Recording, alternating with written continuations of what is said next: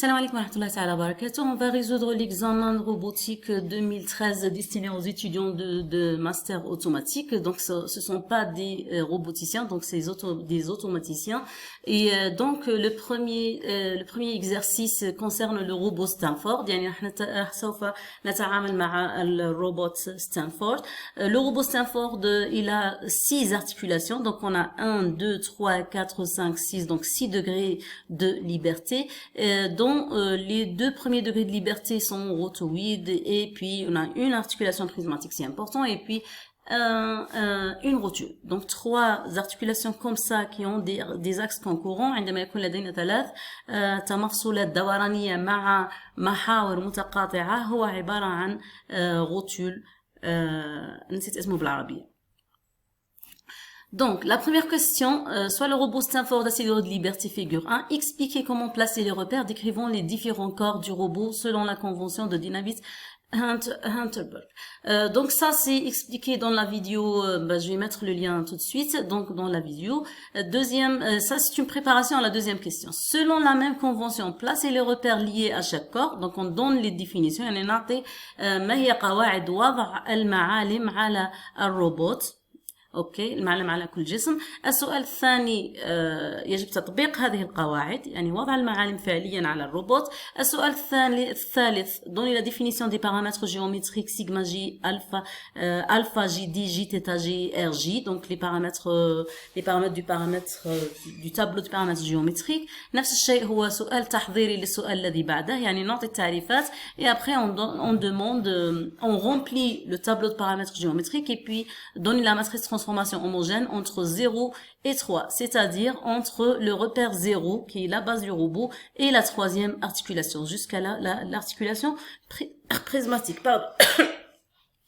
Après, la 5e question, c'est calculer les vitesses de rotation et de translation du corps. Donc, les vitesses ici, faites attention, ce ne sont pas les vitesses articulaires, ce sont les vitesses absolues. Donc ça, c'est la vitesse de rotation absolue, et là, c'est la vitesse de translation absolue. Donc, du corps 3 dans le repère 3, bien sûr, en supposant, et c'est le cas, c'est pas une supposition, que les vitesses de la base sont nulles, parce qu'en fait, la base du robot, elle ne bouge pas.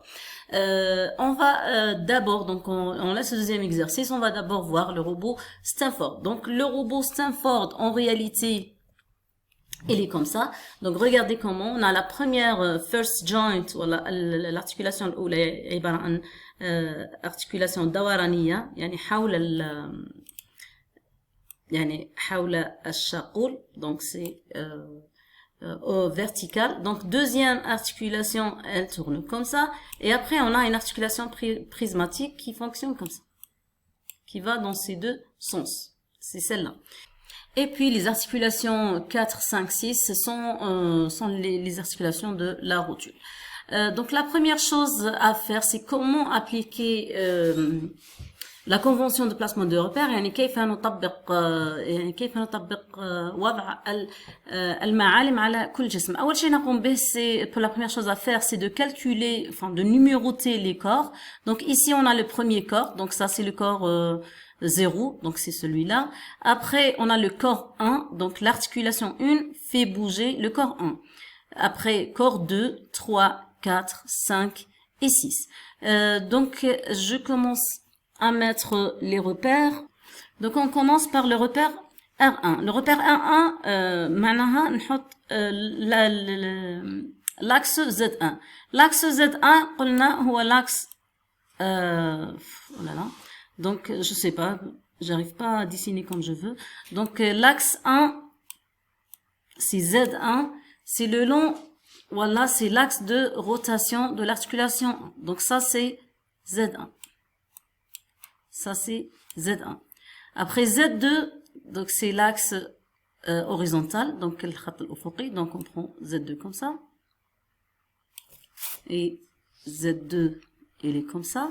Après, on a Z3, donc c'est l'axe de translation. هذا هو محور الانسحاب. donc Z3 راح يكون هنا. لاحظوا فقط انه نفس محور l'articulation 3. On a le même axe sur l'articulation 3 et c'est le même axe pour l'articulation 6. Donc ce qu'on va faire, c'est qu'on va prendre le même axe parce qu'un axe n'a pas un début.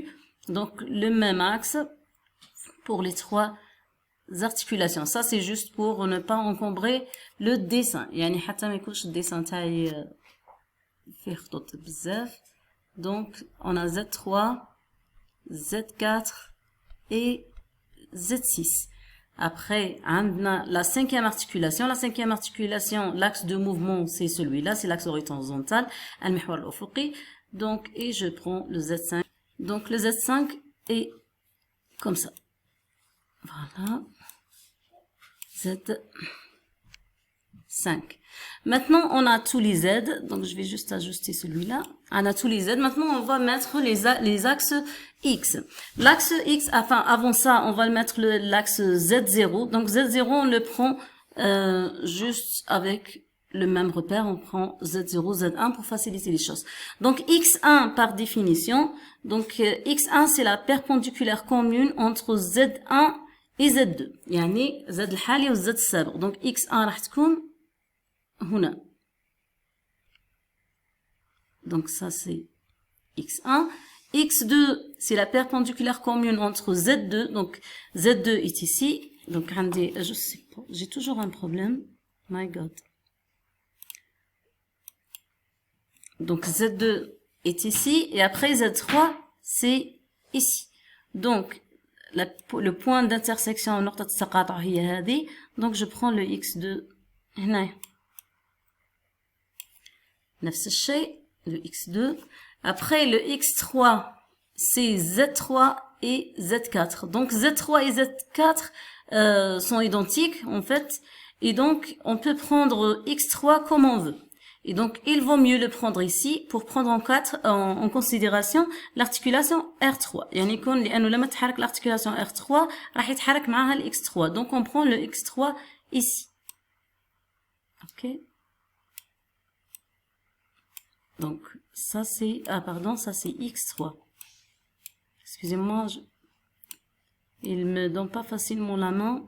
Donc, je peux pas à chaque fois changer parce que là, sinon la vidéo ne va pas se terminer. يعني مش سهلة كل مرة نمحي مش يعطيني الطوع. Et donc, Z3, لاحظوا, donc Z3, نعاودو نحكو. Z3, c'est... non, X3, pardon. C'est Z3 et Z4. Donc, Z3 et Z4, on est libre de mettre X3 comme on veut. Donc, j'ai choisi de la mettre ici. Maintenant, X4, je vous laisse réfléchir. X4, c'est Z4 et Z5. Donc, Z4, c'est ici. Et Z5, c'est ici. Donc, le X4, c'est le même point d'intersection. Donc, je peux prendre le X4 ici. يعني راح يكون متطابق مع X3. Après, Z5 et Z6. Donc, Z5 et Z6, donc ils sont aussi concurrents, ثاني يتقاطعوا في نفس النقطة, et donc parce que c'est la rotule, c'est normal, c'est la rotule, donc كل شيء يتقاطع في نفس النقطة, et donc le X5 ثاني ناخذه هنا. Ok, donc le X6 c'est Z6 et Z ما بعده. Il n'y a pas de Z7, donc on est libre de mettre X6. Il doit être tout simplement perpendiculaire à Z6. لازم X6 يكون عمودي على Z6. Donc je peux choisir toujours dans le même endroit parce que là هذا المحور, pardon, ce vecteur est perpendiculaire à Z6, donc je peux le prendre ici. Donc X6. OK? Donc maintenant c'est bon. On a placé nos repères. Donc, on les a ici dans le propre, dans la solution de l'examen. Maintenant, j'ai travaillé sur PowerPoint pour pouvoir faire plus d'explications. Donc, on a le placement de repères, il est ici. Donc, je passe au PowerPoint. Je sais pas pourquoi il est... Voilà. Mon Dieu. Voilà. Ok, donc là, on va remplir le tableau de paramètres géométriques. On a le J égale à 1, 2, 3, 4, 5. Donc ça, c'est le numéro de l'articulation. Le sigma 1, alpha, D et θ, J, RJ, on a la définition. Donc pour sigma J, en fait, on a sigma J, c'est 0 quand c'est une rotoïde, c'est 1 quand c'est une prismatique. Donc là, on a 0, 0, 1, 0, 0, 0. Donc c'est cette colonne. Après, on a le alpha. Le alpha, c'est un petit peu plus compliqué. Donc, la définition de alpha. Donc, on va voir alpha 1. Donc, là, c'est alpha 1. Donc, alpha 1, comment on l'a calculé? On va appliquer, on va d'abord isoler les ZD. Donc alpha J, c'est l'angle entre ZJ-1 et ZJ correspondant à une rotation autour de XJ-1. Donc pour J égale à 1, donc on va avoir Z0 et Z1. Donc on va isoler Z0 et Z1 autour de X0. Donc c'est l'antécédent. Donc c'est Z0, Z1 autour de X0. Donc là, regardez, entre Z0 et Z1 autour de X0, on n'a pas d'angle, donc c'est 0. Et on va calculer pour la même occasion le D. J'ai oublié le D. Donc le D, c'est juste la distance. Donc la définition, le D, c'est la distance. La même règle. Ici, c'est l'angle et là, c'est la distance. Donc est-ce qu'il y a une distance entre Z0 et Z1, pardon, le long de X0? Donc il n'y en a pas. Si on avait par exemple Z1 ici, et Z2 et Z0 ici par exemple, à ce moment-là, on dit qu'on a une distance. Ok, donc le D1 égale à 0 aussi. D1 égale à... Excusez-moi, j'arrive pas à écrire. Maintenant, on va voir la même chose pour le alpha 2. Pour le alpha 2, par définition, donc J égale à 2. Donc alpha 2, c'est Z2 moins 1. Donc c'est Z1 et Z2, l'angle entre Z1 et Z2 correspondant à une rotation autour de Z1. Donc je prends le Z2, le Z2 il est là, le Z1 il est là. Donc je vais les isoler, c'est juste c'est juste pour que ça soit clair, ok? Z1, Z2 autour de X1. Donc le X1 il est ici. Ok, donc le alpha 2 c'est donc c'est Z1, Z2 et pour un trièdre direct, normalement Z1, Z2, donc ça va dans ce sens-là, le X. Donc puisqu'il est ici, donc Z1, Z2 égale à moins pi sur 2. Donc continue, la même chose pour Z3, Z2, Z3, donc Z2 il est ici, Z3 il est ici, donc 2Z autour de X2 il est ici, donc Z2, Z3 autour de X2, c'est moins pi sur 2, ici c'est moins pi sur 2, là c'est pi sur 2. Ici le moins, et là c'est la même chose, c'est pi sur 2.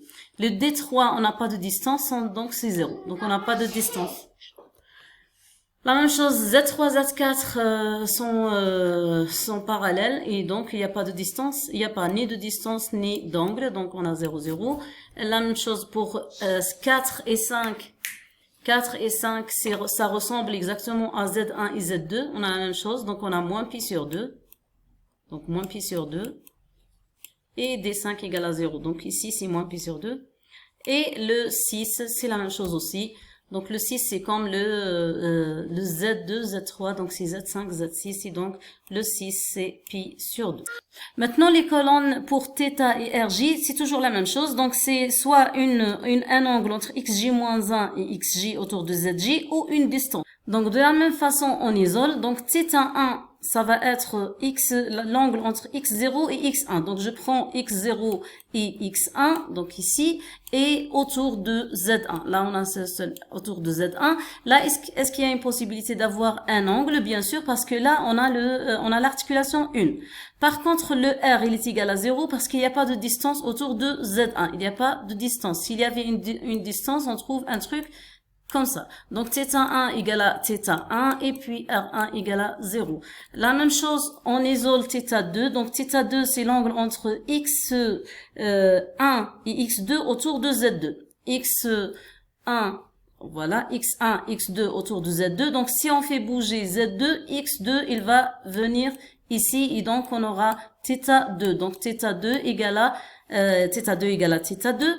Et par contre, en même temps, on a une translation. Regardez qu'on a une translation entre x1 et x2. Le long de z2, on a R2. Donc le R2 quand c'est majuscule, c'est-à-dire que c'est fixe.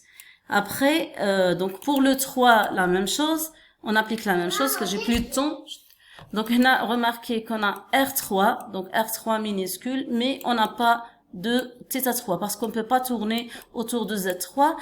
Pareil pour 4, 5 et 6. Donc, on a θ4, θ5, θ6 parce qu'on a des articulations. Donc, 4, 5, 6, on a des articulations et ça fait bouger toujours le X